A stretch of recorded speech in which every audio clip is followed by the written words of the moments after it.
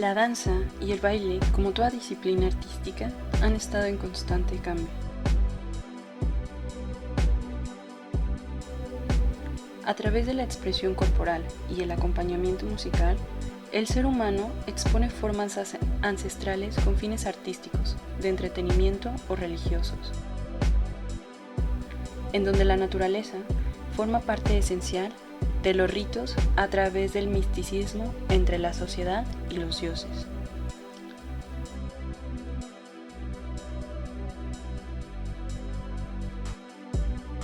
El baile en México es el resultado de un sincretismo cultural entre mexicas y españoles.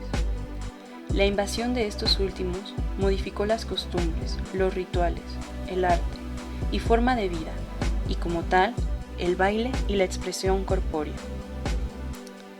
Entre los principales obstáculos que dificultan el estudio histórico de la música y el baile popular se encuentran el hecho de que las culturas populares poseen un carácter oral y visual que explica su escasa relación con la escritura, por lo que las danzas prehispánicas quedaron parcialmente borradas de la memoria gráfica. Para ello, hay que recurrir a documentos elaborados por las élites o por grupos con capacidad de escribir, burócratas, intelectuales, sacerdotes, entre otros, a menudo ajenos a las artes populares. Por ejemplo, las llamadas fuentes de represión, archivos policíacos y criminales, generados por instituciones cuya tarea fue controlar, vigilar y castigar los actos delictivos de nuestros antepasados. Estas pueden ser una herramienta valiosa para acercarse a la cultura popular del pasado. Existen varias fuentes documentales para historiar la música y el baile popular, hasta el México del siglo XIX. Crónicas y libros de viajeros, diarios, cartas, periódicos y gacetas, textos literarios, archivos civiles y eclesiásticos, que pueden rondar entre lo público y lo privado. Además de algunas fuentes musicales, como los libros de música. También son importantes las fuentes iconográficas, los cuadros, los murales, los dibujos, los grabados, las esculturas e incluso los edificios. Los denunciantes que exponían sus denuncias ante el Santo Oficio juegan hoy en la actualidad el papel de informantes, ya que a través de estas denuncias es posible visualizar un poco sobre la expresión corporal de aquellos tiempos. Había dos tipos de género, las canciones y los bailes o los sones. Las primeras eran un texto cantado y acompañado por instrumentos, como la guitarra o el arpa. Los bailes, por su parte, además de ser un texto cantado, eran acompañados de movimientos hechos por los bailarines.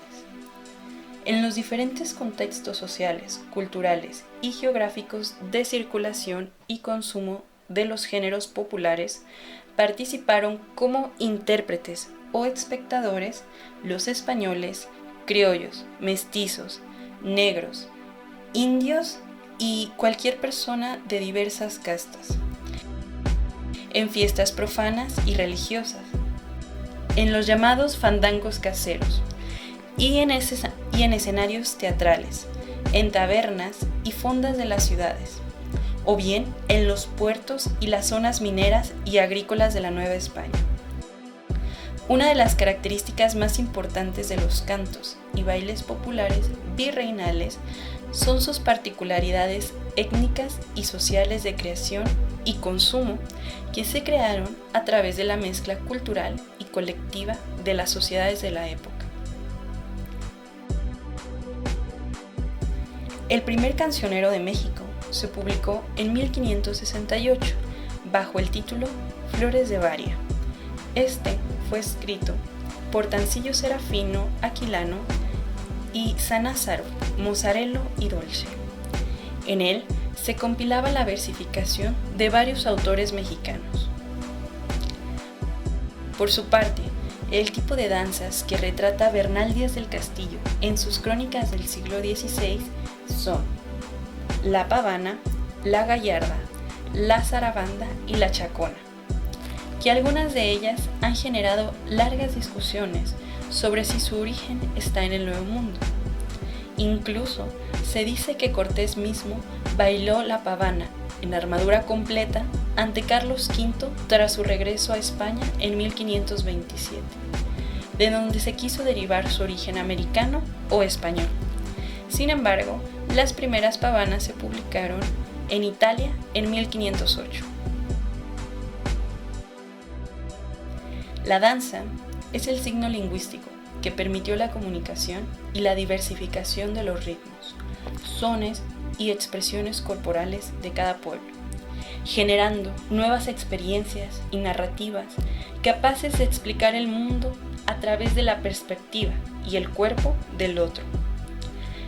Las funciones de la danza durante los siglos del periodo del poderío español podían dividirse en dos sectores.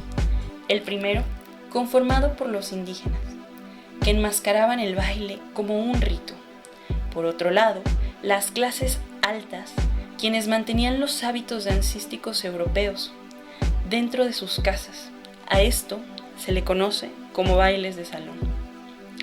Actualmente, en los estados de occidente de México, como Jalisco, Nayarit e incluso Veracruz, es posible apreciar algunos de los pasos y ritmos propios de España. Tal es el caso del fandango y de la malagueña, mismos que fueron modificados al ser interpretados por nuevos cuerpos en nuevos espacios geográficos. Las danzas populares de la Nueva España indicaban expresión de libertad y de cambio social.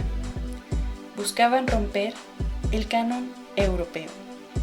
A través de la música, los criollos comenzaron a expresar su deseo de cambio. A finales del siglo XVI se encuentran formas dancísticas que contribuyeron a la manera actual del baile folclórico. Hacia 1730 se empezó a tener un registro en papel de los bailarines de las compañías de México.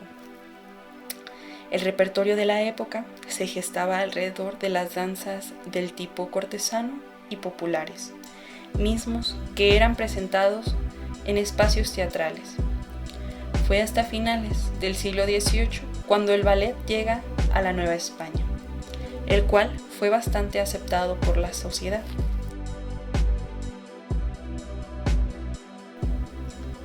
Finalmente, resulta bastante interesante la trayectoria histórica por la que ha transitado el mestizaje latinoamericano durante los últimos 500 años.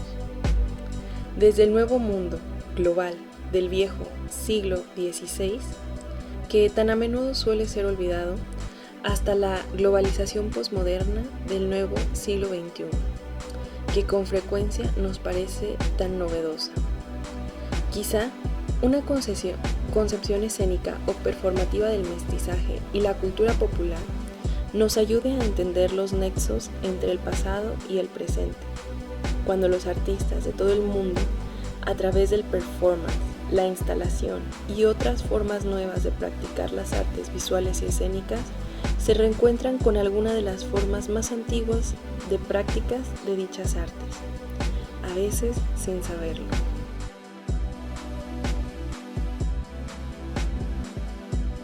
Podemos decir que la diversificación y el sincretismo cultural entre negros, indígenas, españoles y castas evolucionó hasta la actualidad, convirtiéndose en una nueva forma cultural de ver la historia y el pasado de nuestro país. Esto representa no solo a los mexicanos actuales, sino a la huella que deja México en el mundo.